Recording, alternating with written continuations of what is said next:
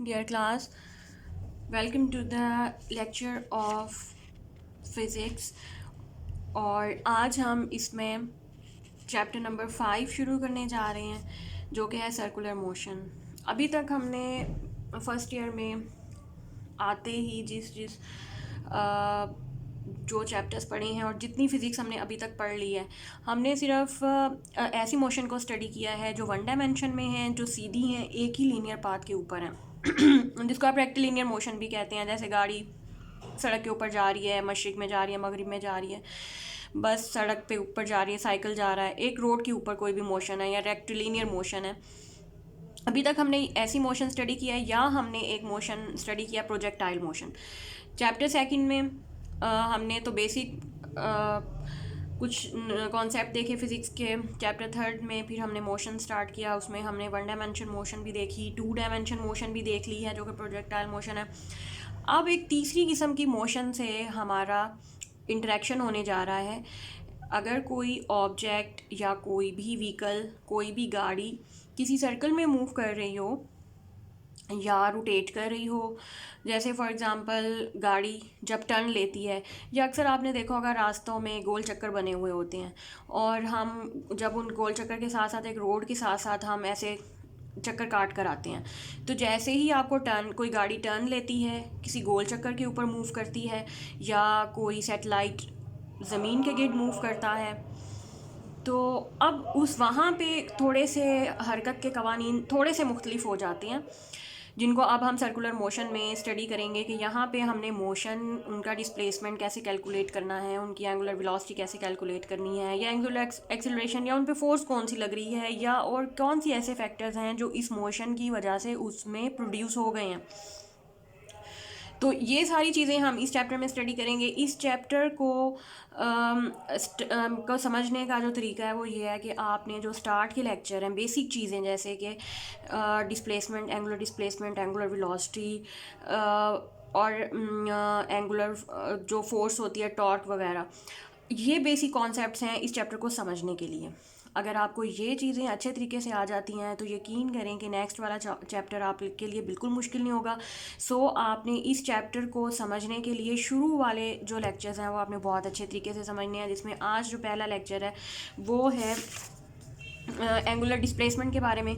इसमें हम ये पढ़ेंगे कि अब कोई गाड़ी है, सर्कुलर पाथ है उसका, उस पर मूव कर रही है। फॉर एग्जांपल जैसे यहाँ पे मैंने बनाया भी हुआ है कि लेट्स सपोज आपके पास एक पॉइंट पी है, वो एक सर्कल में मूव कर रहा है। तो अब आपने इसका डिस्प्लेसमेंट कैसे कैलकुलेट करना है, और क्या ये मूव कर रहा है तो क्या इस आर्क के साथ साथ या इसके ऊपर ऊपर मूव करेगा, तो क्या वही डिस्प्लेसमेंट इसका एंगुलर या सर्कुलर डिस्प्लेसमेंट होगा। तो इसका डिस्प्लेसमेंट या बॉडी ने कितना मूव किया सर्कल के साथ साथ, या कितनी किस स्पीड से मूव किया, वो हम आगे इसकी ज़ाहिर है वेलोसिटी भी कैलकुलेट करेंगे। लेकिन अभी हमारा प्रॉब्लम ये है कि अगर गाड़ी गोल चक्कर के ऊपर, गोल रोड के ऊपर मूव कर रही है तो वो कितना एंगुलर डिस्प्लेसमेंट कवर करेगी। वो हम तभी कैलकुलेट कर सकते हैं जब हमें एंगुलर डिस्प्लेसमेंट का पता हो कि आखिर ये एंगुलर डिस्प्लेसमेंट है क्या चीज़। तो इस एंगुलर डिस्प्लेसमेंट को कैलकुलेट करने के लिए सबसे पहले आपने एक कोई भी ऑब्जेक्ट कंसिडर करना है कि वो दायरे में हरकत कर रहा है, सर्कुलर मोशन परफॉर्म कर रहा है, ठीक है। जैसे यहाँ पे मैंने बनाया है। अब क्योंकि इस मोशन के लिए हमें एक एक्सिस चाहिए होते हैं जिसके गिर्द पॉइंट पी मूव कर रहा होता है, और जिस प्लेन में पॉइंट पी होता है वो एक्स वाई प्लेन, तो पूरे तीनों डायरेक्शंस इसमें इस्तेमाल होती हैं। तो इसको बोर्ड पे समझना बड़ा मुश्किल है, तो जिसकी वजह से मैंने ये देखें कि ये अपने बच्चों के डाई पेपर से उनसे ही बल्कि कटिंग करवाई है। तो ये मैंने एक रिजिड बॉडी बनाई है, ये एक मैंने सर्कल बनवाया है उनसे, और ये एक एक्सिस के गिर्द घूम रहे हैं। देखें आप ऐसे, अगर ये सर्कल ऐसे घूम रहा है, सर्कल तो नहीं, अब इसके ऊपर हमने अगर किसी पॉइंट की मोशन को स्टडी करना है तो पहले हमें पता हो कि वो कौन सा पॉइंट है। जैसे आपकी बुक में है कि पॉइंट पी की मोशन को हमने स्टडी करना है, उसके लिए क्या करेंगे, हम पॉइंट पी को यहाँ पे ड्रॉ कर लेंगे। अब मैं जब इसको रोटेट करवाऊँगी, ज़ाहिर है पॉइंट पी भी रोटेट होगा, ठीक है। तो ये इस तरह की मोशन है, ये जैसे ये रोटेट कर रहा है और पॉइंट पी, इसके ऊपर जितने भी पॉइंट्स हैं वो सारे रोटेट कर रहे हैं। तो ये मोशन आपको यहाँ पर नज़र नहीं आ रही, लेकिन ये स्केच एक बना हुआ है इसी तरह की मोशन का। अब आपने एक सर्कल बना लिया है, इसके ऊपर कोई भी पॉइंट कंसीडर किया है पी, ये इसके ऊपर ये सर्कल की शक्ल में मूवमेंट है, इसकी मोशन परफॉर्म कर रहा है। तो इस सर्कल का जो रेडियस है वो आर है।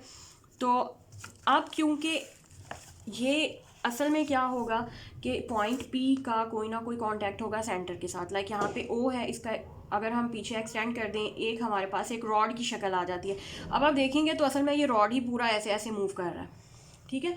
जैसे यहाँ पे मैंने ये OP1 का एक वेक्टर पूरा बना लिया। अब जब ये सर्कल मूव करेगा तो ये उसके ऊपर ऊपर ये वाले वेक्टर सारे मूव करेंगे, ठीक है। तो अब अगर ये मोशन और किस वेक्टर, अब ये देखें कि आपका जो सर्कल है ये कौन सी डायरेक्शन में है, एक्स और वाई डायरेक्शन में, और रोटेट किसके अलोंग कर रहा है, जेड डायरेक्शन। ये तो मैं नीचे वाला निकाल देती हूँ, हमारी रिजिड बॉडी है, अभी हमें नहीं चाहिए। ऊपर वाला देखें कि ये एक्स और वाई डायरेक्शन में तो ये सर्कल मौजूद है, एक्स और वाई की प्लेन में। अब ये मूव किस डायरेक्शन के अलोंग कर रहा है, जेड डायरेक्शन। जेड डायरेक्शन को या इस मोशन के एक्सिस को मैंने ये पेंसिल से शो किया हुआ है कि पेंसिल असल में जेड एक्सिस के पैरेलल है और उसके इर्द गिर्द ये मोशन परफॉर्म हो रही है, ठीक है। अब आप ये करेंगे कि सबसे पहले एंगुलर डिस्प्लेसमेंट कैलकुलेट करने से भी पहले अब इसी तरह की आप एक और तस्वीर बनाएं। मैंने उस पर भी बनाई है, मैं आपको यहाँ भी ड्रॉ करके देती हूँ। अब 3 डायमेंशन में ना बनाएं, 2 डायमेंशन में प्लेन में बना के देखें कि लेट्स सपोज ये भी 3 डायमेंशन में बनेगी। हम यूँ करते हैं कि सादा सर्कल बनाते हैं ये वाला, ठीक है। और ये इसका वाई एक्सिस, ये इसका एक्स एक्सिस, और ये उसका ओरिजिन है। और लेट सपोज यहाँ पे एक पॉइंट है P1 at some initial point T1 के ऊपर आपने नोट कर लिया कि पॉइंट P1 इस पोजीशन पर है। इसको कोई नाम दे दें, पोजीशन ए भी कह सकते हैं। थोड़ा सा टाइम गुजर जाएगा, आफ्टर टाइम डेल्टा टी ये इसकी पोजीशन शिफ्ट हो जाएगी P2 पे, और यहाँ पे इसका एंगल भी चेंज हो जाएगा डेल्टा थीटा। ओरिजिनल शुरू में स्टार्टिंग इसका एंगल थीटा है, इसकी पहले सुन लें। शुरू में इसका एंगल थीटा है initially, after passing some time या किसी भी मूवमेंट के बाद इसका एंगल हो जाएगा डेल्टा थीटा जो इसने कवर किया हुआ होगा, और इसकी पोजीशन भी चेंज हो जाएगी P2। अब डिस्प्लेसमेंट की डेफिनेशन में हम यही लेते हैं कि जैसे कि अगर किसी ऑब्जेक्ट की पोजीशन चेंज हो रही है तो हम उसको डिस्प्लेसमेंट के तौर पे मेजर करते हैं। तो यहाँ हम देखेंगे कि इसकी पोजीशन कैसे चेंज हुई। एट टाइम टी ये थी, और डेल्टा टी के बाद टी प्लस डेल्टा टी इसकी पोजीशन कितनी हो गई, P2। तो अब हमने एंगुलर डिस्प्लेसमेंट को सबसे पहले आपने ये नज़र में रखना है, जहन में रखना है कि एंगुलर डिस्प्लेसमेंट को हम हमेशा एंगल की टर्म्स में डिफ़ाइन करते हैं। लाइक अब यहाँ पे एंगुलर डिस्प्लेसमेंट इसने जितना कवर किया है वो कितना होगा। अब P1 से P2 देखें ये कितना एंगल बना रहा है, P1 से P2 ये एंगल बना रहा है डेल्टा थीटा। इसका मतलब है कि P1 से P2 तक जाने में जितना इसने डिस्टेंस कवर किया, एंगुलर डिस्टेंस जितना कवर किया, एंगुलर डिस्प्लेसमेंट कहलाता है, और वो डेल्टा थीटा से यहाँ पे रिप्रेजेंट किया जा रहा है। और इस फिगर में भी मैंने यही बनाया था कि देखें P1 से P2 तक जाने में जितना इसका डिस्टेंस कवर होगा डेल्टा थीटा, वो बल्कि अगर मैं इसको ऐसे बनाती, चलें बहरहाल ये P1 और P2 के दरमियानी जो डिस्टेंस है डेल्टा थीटा कहलाता है, और यही इनफैक्ट एंगुलर डिस्प्लेसमेंट है। और अगर मैं इसको डिफ़ाइन करूं तो ये होगा angle delta theta defines the angular displacement. अब यहाँ पे एंगुलर डिस्प्लेसमेंट डेल्टा थीटा यही एंगुलर डिस्प्लेसमेंट है जो कि OP का during the time interval delta T, और for very small values of delta theta the angular displacement, क्योंकि डिस्प्लेसमेंट एक वेक्टर क्वांटिटी है तो एंगुलर डिस्प्लेसमेंट भी एक वेक्टर क्वांटिटी है। तो आप इस फिगर के थ्रू हम ये फाइंड कर सकते हैं कि एंगुलर डिस्प्लेसमेंट क्या है। वो एंगल जो आपका ऑब्जेक्ट सेंटर में बनाता है और जितना डिस्प्लेसमेंट उस एंगल के साथ कवर करता है वो एंगल एंगुलर डिस्प्लेसमेंट कहलाता है, या जितना उसने एंगुलर डिस्प्लेसमेंट कवर किया है उसका सेंटर पे जितना एंगल बना हुआ होगा वो डेल्टा थीटा कहलाएगा या एंगुलर डिस्प्लेसमेंट कहलाएगा। तो अब ये एंगुलर डिस्प्लेसमेंट को अगर तो आपका ऑब्जेक्ट एंटी क्लॉकवाइज मूव कर रहा है, लाइक हम यहाँ से इस फिगर में देखें कि हम P1 से P2 तक गए हैं एंटी क्लॉकवाइज, तो यहाँ पर हम एंगुलर डिस्प्लेसमेंट पॉजिटिव लेंगे। अगर क्लॉकवाइज जा रहे हैं तो नेगेटिव लेंगे। अच्छा, दूसरा भी एक और इम्पॉर्टेंट कॉन्सेप्ट रह गया है कि अभी इस एंगुलर डिस्प्लेसमेंट अगर एक वेक्टर क्वांटिटी है तो इसकी डायरेक्शन क्या होगी। अगर ये वेक्टर क्वांटिटी है तो इसकी डायरेक्शन हम निकाल सकते हैं by using right hand rule. अब मैं फिर इसको ले आई हूँ दरमियान में, और राइट हैंड रूल को आपने इस पे कैसे लगाना है वो मैं आपको इस पे लगा के दिखाऊंगी कि आपने अपने राइट हैंड से उस डायरेक्शन में जाना है जिस डायरेक्शन में आपका पॉइंट मूव कर रहा है। अब ओ पी किस डायरेक्शन में मूव कर रहा है, इसे एंटी क्लॉकवाइज मूव कर रहा है ना। देखिए पी से इस तरफ जा रहे हैं हम, इस तरफ। अब मैं अपने राइट हैंड की फिंगर्स को इसी तरफ घुमाऊंगी तो जो थंब होगा, थंब डायरेक्शन देगा एंगुलर डिस्प्लेसमेंट की। अब आपने ये नहीं देखना कि ये डेल्टा थीटा के अलॉन्ग है या नहीं है, या डेल्टा थीटा तो अंदर रह गया और डायरेक्शन कैसे आ गई। डायरेक्शन जो एक्सिस के पैरेलल होती है, जिस एक्सिस के अलॉन्ग मूवमेंट हो रही होती है। अब यहाँ पे कौन सा एक्सिस है, जेड एक्सिस, वो यहाँ पे नज़र आ रहा है। तो अब थंब मेरा जेड एक्सिस के पैरेलल आएगा, तो इसका मतलब है कि एंगुलर डिस्प्लेसमेंट की जो डायरेक्शन है वो जेड एक्सिस के पैरेलल है। एंगुलर डिस्प्लेसमेंट की डायरेक्शन जेड एक्सिस के पैरेलल है, और वो यहाँ पे ये देखें हमें नज़र भी आ रही है। और अगर क्लॉकवाइज मोशन लेंगे तो एंटी पैरेलल, जेड एक्सिस के एंटी पैरेलल या नेगेटिव जेड एक्सिस के साथ होगी।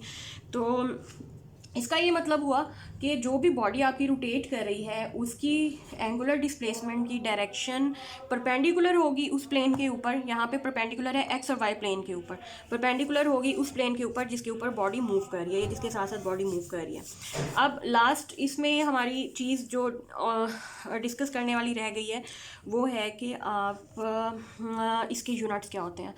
लाइक जैसे डिस्प्लेसमेंट के यूनिट्स है एंगल, 3 तरह के एंगल के यूनिट्स जिनसे हम फैमिलियर हैं, जिनमें एक डिग्री है, हम उसको नापते भी हैं एंगल्स में, रेडियन भी है, रेवोल्यूशन भी है, रोटेशन भी है। ये सारे यूनिट्स आप इस्तेमाल कर सकते हैं, लेकिन जो एसआई यूनिट है असल में जो एंगुलर डिस्प्लेसमेंट का वो है रेडियन।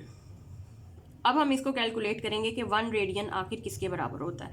1 रेडियन हम कैलकुलेट करेंगे, और इसको कैलकुलेट करने के लिए अगेन मुझे एक सर्कल चाहिए, एक ऑब्जेक्ट चाहिए जो कि लेट सपोज P है O, और ये इस सर्कल में मूव कर रहा है। मूव करने के बाद ये पोजीशन P1 पे पहुंच गया, जितना इसने लीनियर डिस्प्लेसमेंट कवर किया। अच्छा, आप देखिए P से P1 तक भी इसने कोई डिस्टेंस जो इस सर्कल के ऊपर कवर किया, ये लीनियर डिस्प्लेसमेंट या ऐसे ही हम रिप्रेजेंट करेंगे।